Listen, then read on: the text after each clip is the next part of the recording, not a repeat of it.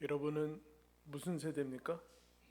70년대 전후로는 X세대라고 그랬죠. 그 전에는 뭐 베이비붐 세대, 뭐 386 세대, 뭐 그렇게도 불러, 뭐 전후 세대, 그렇게 하나의 이제 세대를 구분하고 또 특징을 또 쉽게 이제 얘기하기 위해서 세대를 구분하는 것을 봅니다. X세대 다음에 여러분 뭡니까?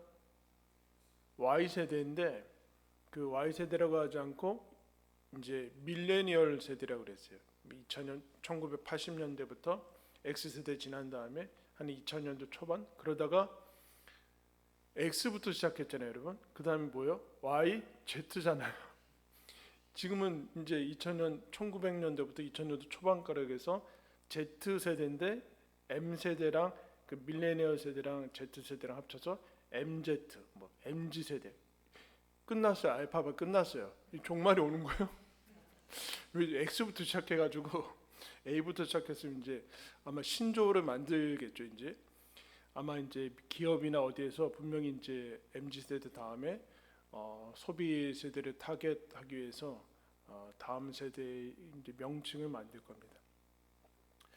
한 세대가 이제 예전에는 한 30년 정도 했는데 뭐 30년 정도 했다는 것은 결혼해서 이제 아이를 낳고 하는 정도의 텀이거든요. 근데 이제 그게 줄어들 줄 알았는데 늘어났죠. 왜냐하면 결혼하는 나이가 점점 더 길어졌고 그에 비해서 또 세대 차이는 세상이 워낙 급속하게 바뀌기 때문에 세대 차이라는 것을 많이 이제 느끼게 됩니다.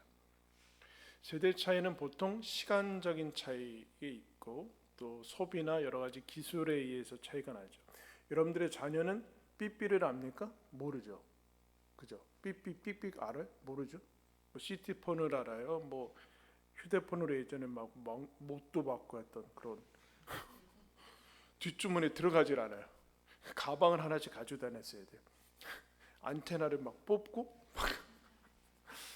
그런 거 모르죠. 애들은 다 이제 스마트와 이제 유튜브와 인터넷 세대를 다니는데 많이 다른 것 같습니다. 옷 유행도 다르고 뭐 음식 스타일도 다르고 시간도 다 달라서 사는 이제 그런 스타일들이 달라서 어떻게 느끼냐면 세대가 다르면 우리는 저 세대와는 좀 다른 사람이다는 그런 느낌을 이제 가지게 됩니다.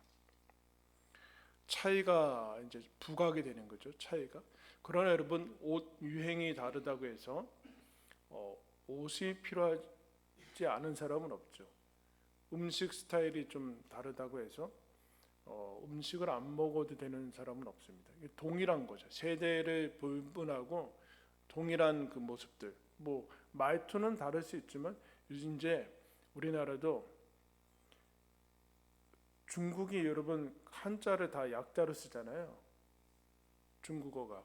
근데 뭐 알아볼 수 없게 우리나라만 그 요즘 애들은 다 국어를 네를 니은으로 그냥 쓰고 알았다는 것을 이응으로 쓰고 응도 귀찮아가지고 이응 니은 자 이렇게 하면 나중에는 우리도 다 약자로 되지 않을까 막 그렇게 된 것 같아요. 그러나 말을 안 쓸 수는 없죠. 그 차이에 부각을 하다 보면은 이게 다른 곳을 넘어 이제 하면은 왜 문제가 되는가? 세대 차이에서 이제 소통이 안 된다. 뭐 이렇게 되는 거죠. 단절뿐만 아니라 이제 분열이 일어나게 되죠.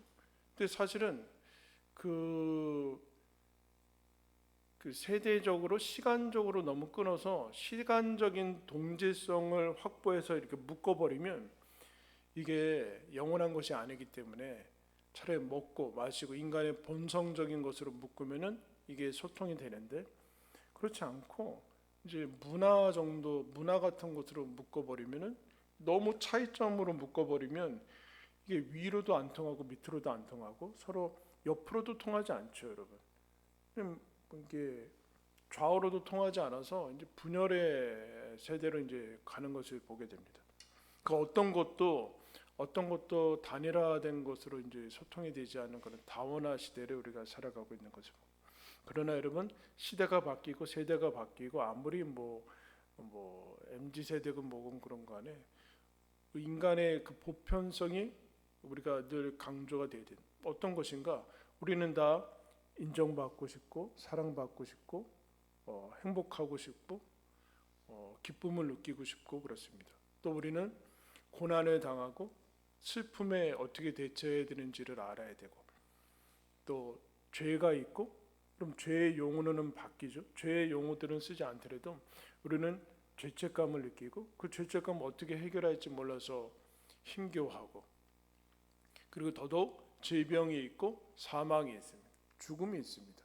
세대를 넘어서 이것은 공통적인 것이죠. 공통적인 것. 그 가운데 우리는 소망을 가져야 될 뿐만 아니라 이것들을 어떻게 처리해서 극복해야 되는 것인가에 대해서 주목을 해야 된다. 그런데 차이점에만 집중을 하게 되면은 이런 것들을 자꾸 놓치게 돼요.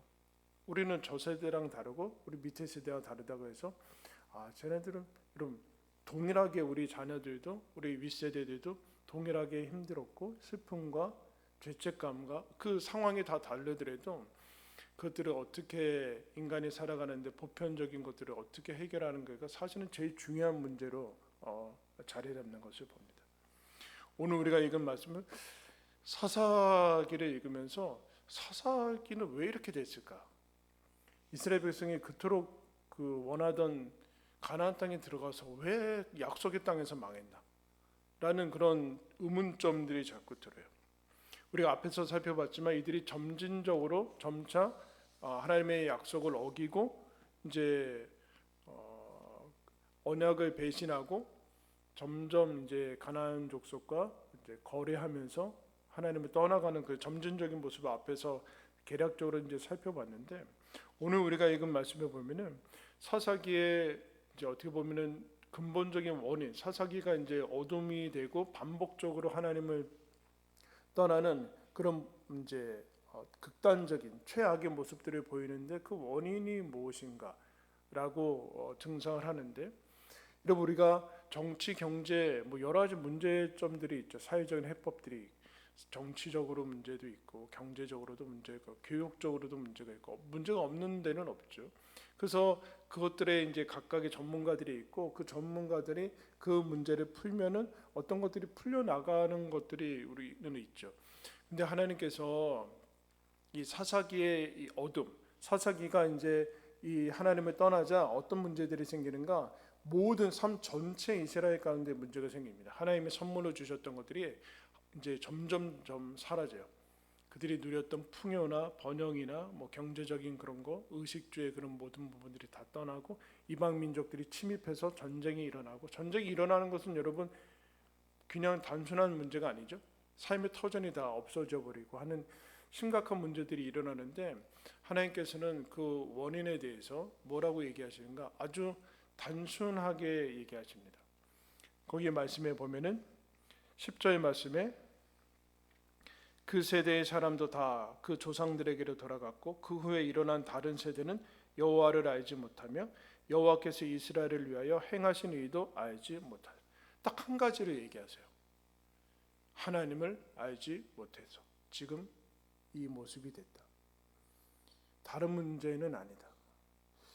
근데 여러분 우리가 이제 신앙을 떠나고 신앙이 타락한 시대는 이거를 별로 대수롭게 여기지 않아요. 이 지금의 문제는 경제 문제라 이게 뭐 이것만 타개하면 된다고 생각하고 이게 뭐 정치의 문제라고 얘기를 하고 있고 다 그런데 시점이 중요하죠. 근데 그 바로 윗세대는 이렇게 얘기합니다. 7절에 백성이 여호사가 사는 날 동안과 여호사 뒤에 생존한 장로들 곧 여호와께서 이스라엘을 위하여 행하신 모든 큰 일을 본 자들이 사는 날 동안에 여호와를 섬겼더라. 이게 여호사 24장에 나오는 거거든요. 마지막 장에. 그래서 사사기는 결국에는 여호사가 죽은 다음에 하는 것인데 다시 반복을 해주고 있어요.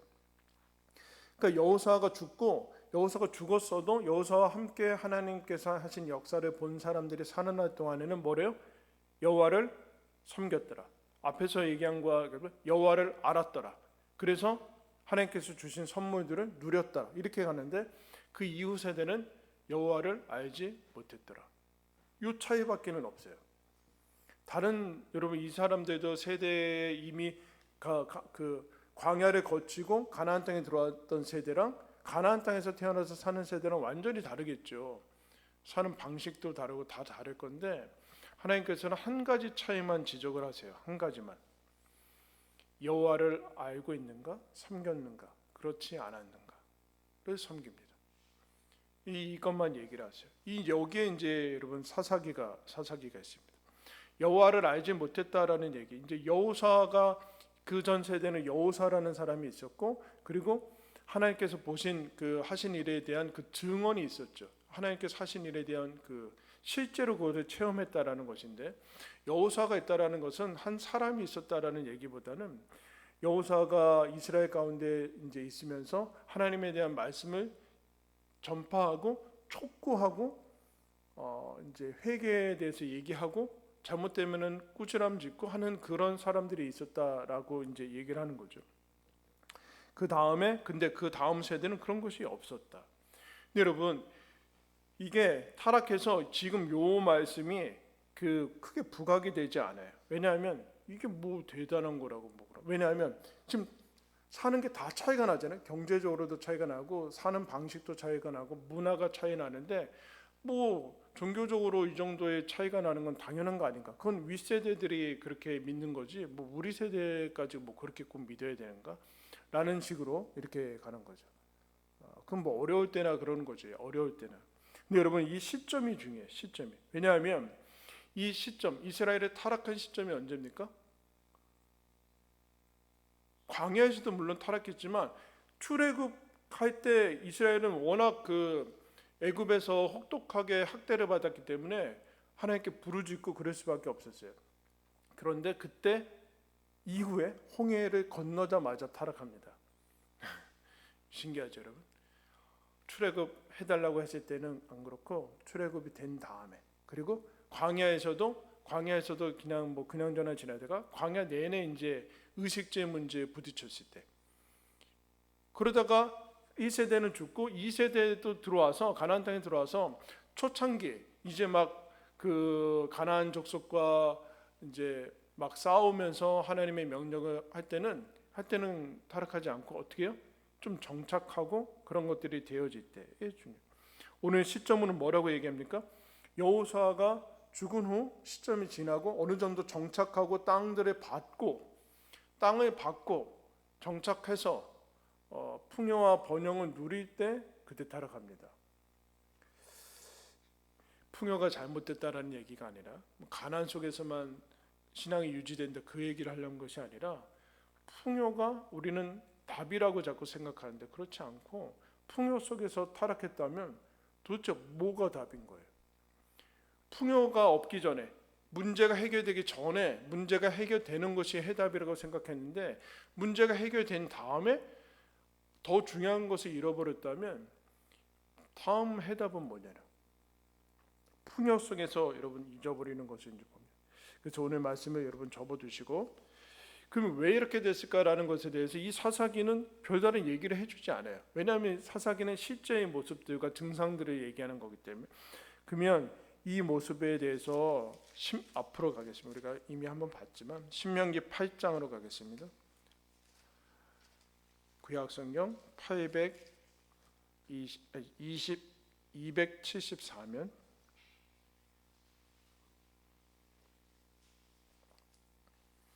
신명기 8장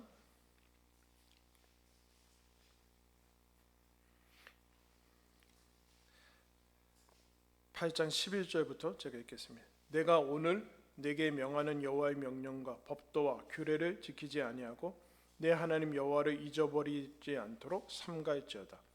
내가 먹어서 배부르고 아름다운 집을 짓고 거주하게 되며 또 내 소와 양이 번성하며 내 은금이 증식되며 내 소유가 다 풍부하게 될 때 내 마음이 교만하여 내 하나님 여호와를 잊어버릴까 염려하노라. 여호와는 너를 애굽 땅 종되었던 집에서 이끌어내시고 너를 인도하여 그 광대하고 위험한 광야 곧 불뱀과 전갈이 있고 물이 없는 간주한 땅을 지나게 하셨으며 또 너를 위하여 단단한 반석에서 물을 내셨으며 내 조상들도 알지 못하던 만나를 광야에서 내게 먹이셨나니 이는 다 너를 낮추시며 너를 시험하사 마침내 내게 복을 주려 하심이었느니라. 그러나 내가 마음에 이르기를 내 능력과 내 손의 힘으로 내가 이 재물을 얻었다 말할 것이라. 내 하나님 여호와를 기억하라. 그가 내게 재물 얻을 능력을 주셨습니다. 이같이 하심은 내 조상들에게 맹세하신 언약을 오늘과 같이 이루려 하심이리라. 내가 만일 내 하나님 여호와를 잊어버리고 다른 신들을 따라 그들을 섬기며 그들에게 절하면 내가 너희에게 증거하노니 너희가 반드시 멸망할 것이라. 여호와께서 너희 앞에서 멸망시키신 민족들 같이 너희도 멸망하리니 이는 너희가 너희의 하나님 여호와의 소리를 청종하지 아니함이라. 여러분, 신명기는 출애굽 2세대 가나안 땅에 들어가기 직전에 모세가 다시 하나님의 말씀을 전한 겁니다. 출애굽 레위기와 말씀과 다르지 않아요. 근데 그 모세가 다시 실시간으로 하는 거죠. 실시간으로 다시 전하고 모세가 이제 들여보내는데 미리 얘기하시죠. 너희가 그 땅에 들어갈 때 하나님께 주신 그런 선물들을 누릴 때 한 가지를 명령합니다. 하나님이 잊어버리지 않도록 해라. 근데 잊어버렸죠? 그 왜 그랬을까요? 뭐라고 얘기해요? 이 모든 것을 내 능력으로 얻었다 라고 했다는 것이죠. 그러니까 그들의 마음속에 지금 내가 했던 것들은 내가 전투하고 내가 능력이 있어서 내가 의로워서 지금 것들을 얻었다 라고 얘기를 하는 거죠. 거기에서 뭐가 빠집니까?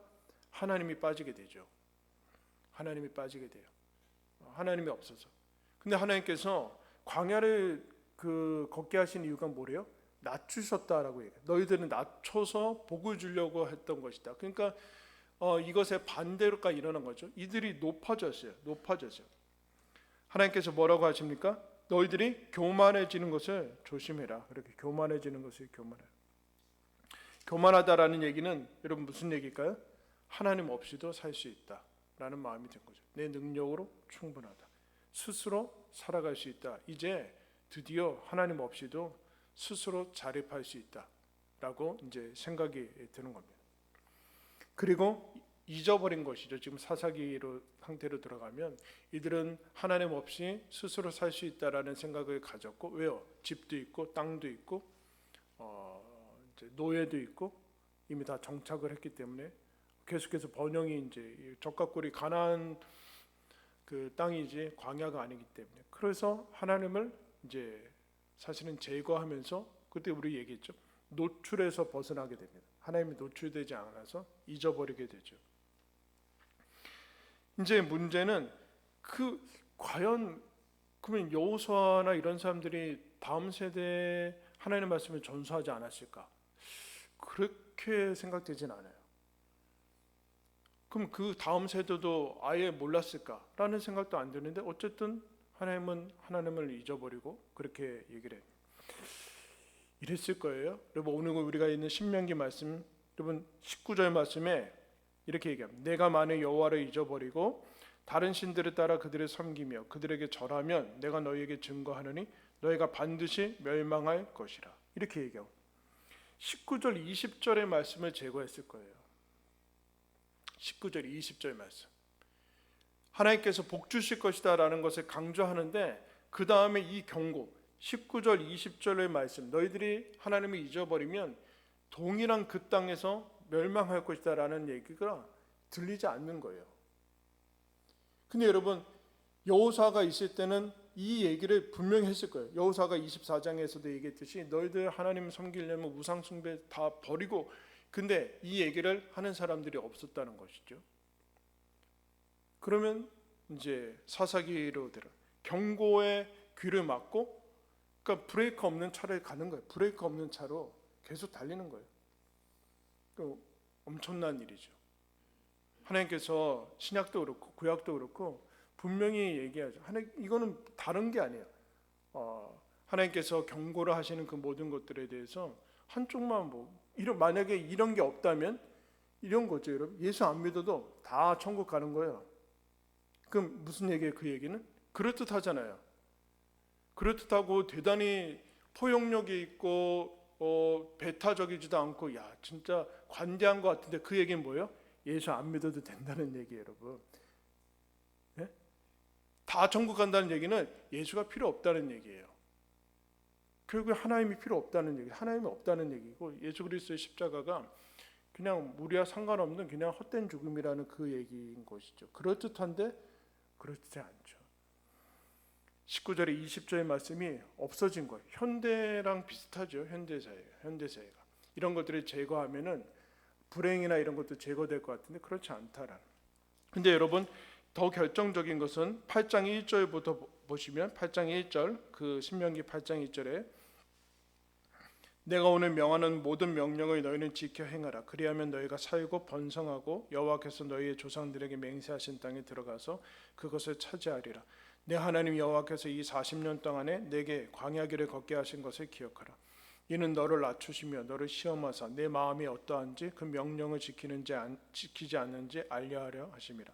너를 낮추시며 너를 줄이게 하시며 또 너로 알지 못하며 내 조상들도 알지 못하던 만나를 내게 먹이신 것을 사람이 떡으로만 사는 것이 아니요 여호와의 입에서 나오는 모든 말씀으로 사는 줄을 내가 알게 하려 함이라.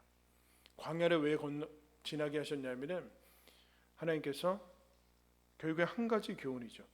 떡이냐 말씀이냐 이 문제. 떡으로 살 수 있다라는 착각을 하지 말아라. 말씀이 먼저다. 그래. 말씀이 먼저다. 결국에 그러면 이스라엘이 순서가 그런 것이죠. 떡을 확보하자 말씀을 버려버린 거예요. 그러자 하나님을 이것으로 충분히 이것으로 얼마든지 우리는 살아가죠. 우리가 농사짓고 이러면 얼마든지 대대손손으로 살아갈 수 있어라는 교만이 들어왔고 그러자 하나님을 버리게 된 것이죠.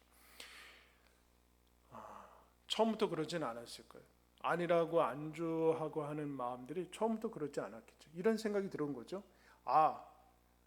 이제 처음엔 그러지 않다가 우리는 이제 말씀 없어도 살 수 있어 그렇게 되는 거예요. 말씀 나는 말씀 오늘 안 읽고 내일 안 읽고 그러다가 이게 1년 되고 2년 되고 한 세대가 되고 그거 없이도 살 수 있어. 열심히 일하고 땀 흘리고 수고하고 애쓰면 돼. 성실히 일하면 돼. 공부 잘하고 좋은 대학 가면 된다. 그렇게 돼버린 거예요.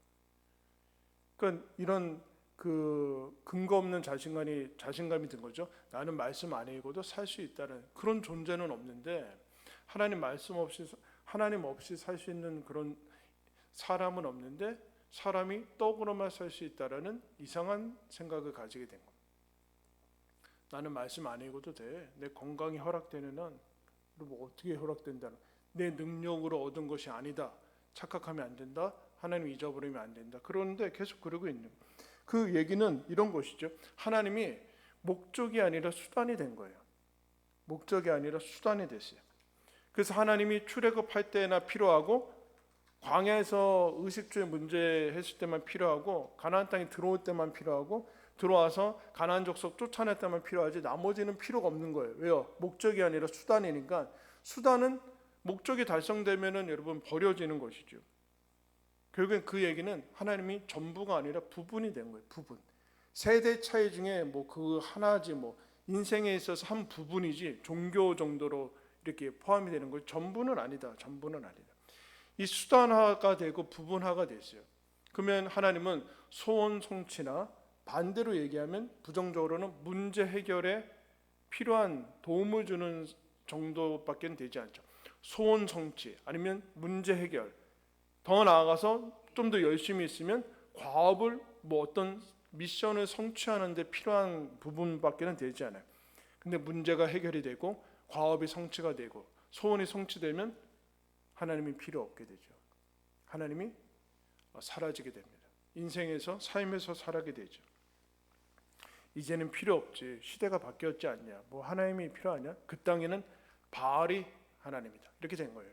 바알이 우리를 이끌어주는 하나님. 시대가 바뀌지 않아요. 출애굽과 광야에서는 여호와가 필요했는지 모르지만 지금은 그런 것이죠. 시대마다 여러분 종교가 바뀌잖아요. 우리나라도 뭐 국교 그렇게 바뀌듯이 이제 뭐 다음 세대가 필요한 거죠. 근데 이게 하나님에 대해서 오해를 하나님은 이제 대상화돼서 그런 건데 사실 구원이란 이제 하나님께서 출애굽을 시킨 이유는 뭡니까? 출애굽시킬 때 이스라엘의 신음소리와 학대받는 것을 들어서 가서 꺼낸데 하나님께서 모세를 통해서 뭐라고 그러세요? 바로한테 가서 뭐라고 그래요? 여호와를 예배하기 위해서 내가 광야를 가겠습니다. 그렇게 얘기하는 거예요. 구원의 목적이 뭡니까? 하나님을 섬기는 거예요. 아까 여호수아 시대 때 하나님을 섬기는 거고 지금 여호와를 알지 못했다라고 얘기하는데 우리가 신앙을 하나님과 사귄다고 그러니까 구원이 하나님과의 사귐이라고 생각을 하지 않아요. 신을 발견해 가지고 신한테 뭐 계속 뭘 달라고 하고 뭐 이렇게밖에는 하지 않고 하나님과 신과 교제 나누고 사귐이라고 생각하지 않습니다. 사귐이라고. 근데 원래 우리 인간의 창조하신 목적과 예수님을 통해서 우리를 구원하신 목적 자체가 하나님과 사귐이 있게 하기 위해서다. 그렇게 얘기를 하고 있어요. 사귐이 있게. 그 얘기는 무슨 얘기일까요? 인격적인 것이고 이거는 경험적인 것이죠. 지식적인 것뿐만 아니라 단순히 지식이 그냥 내 머릿속에 있는 것이 아니라 실제의 관계적인 것이고 인격적인 하나님과의 관계요 인격적인 것이 구원이라고 이스라엘이 생각하지 않는 거예요. 구원 얻은 것이란 하나님의 자녀가 되어서 하나님과 교제를 하며 사귐이 있고 영원한 하나님의 교제 속에 들어가는 그 특권을 누리게 된 것이다 라고 생각하지 않고 늘 문제와 해결과 과업과 아니면 미션과 이런 것으로 전락을 하니까 하나님이 평소에 필요할 필요가 없는 거죠. 평소에 가끔가다 필요한 거예요. 내가 힘들 때나 아니면 그렇게 되는 거예요. 하나님과 교제 속에서 당연히 하나님 속에서 나오는 그 하나님과 사귐 속에서 나오는 하나님께서 주시는 그 성령과 그 변화에 내가 지금 그 사귀면서 변화가 되고 예수님을 닮아가고 성숙하게 되고 그래서 온전해지고 하나님이 빚어주시는 것이 그렇게 열매 맺게 되는 것이지. 근데 이렇게 부분적으로나 수단적으로 하나님과 교제하면 이 악순환에서 벗어나지 못해요. 신앙생활도 언제나 문제 있을 때만 오는 거예요. 문제 있을 때만 오고 그 다음에는 없어지고 내 필요할 때 그냥 말씀한 적 있고 아니면 별로 실생활에 필요하다고 생각하지는 않으니까 그 신앙을. 근데 오늘 우리가 읽은 사사기 본문은 뭐라고 얘기합니까? 하나님 여호와를 알지 못하는 세대, 하나님께서 행하신 일을 알지 못하는 세대. 하나님 알에 대해서 얘기해. 하나님 알은 지식적으로 몰랐다는 그 얘기가 아니라 실질적으로 하나님을 알고 교제하지 않았다라는 그 얘기를 하는 거예요. 그 얘기를. 그래서 여러분 이 신약 성경에 와도 그래요. 사도 바울이라는 사람이 빌립보서에서 이렇게 얘기합니다. 내가 율법으로는 흠이 없는 사람이다. 내가 8회 만에 할례를 받고 내가 바리새파이고 가말리엘의 문화에서 율법으로는 흠이 없는 사람인데 그 모든 것을 내가 그리스도를 위해서 다 해로 여기고 배설물같이 여긴다. 왜냐하면 그리스도 예수를 아는 지식이 가장 고상하기 때문이라. 무슨 얘기일까요? 예수 그리스도를 아는 것, 예수 그리스도를 알아서 그 안에서 내가 교제하면서 살아가는 인생이 가장 고상하기 때문에 그런 것들은 배설물같이 버렸다라는 얘기는 무슨 얘기일까요? 그 가치에 완전히 차이가 났을 뿐만 아니라 그런 것들을 자꾸 염두에 두고 있으면 예수님이 필요 없는 거죠. 자기 의의를 확보할 수 있으니까.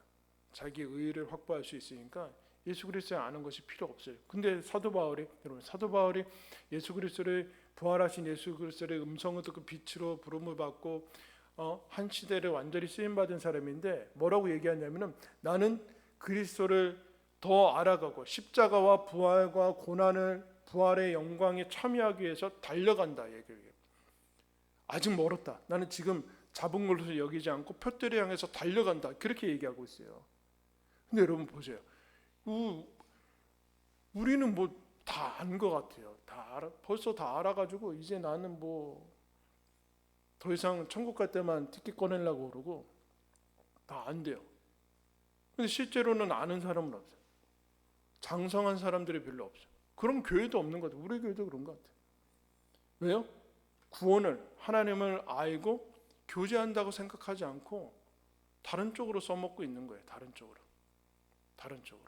그러니까 급속도로 신기하게 여러분 원래 그런 게 아닌데 급속도로 하나님께서 주신 그 복음이 들어가는 데는 하나님께서 복을 주시고 그야말로 경제적으로 다른 것들을 선물 아낄 게 뭐가 있겠습니까 여러분.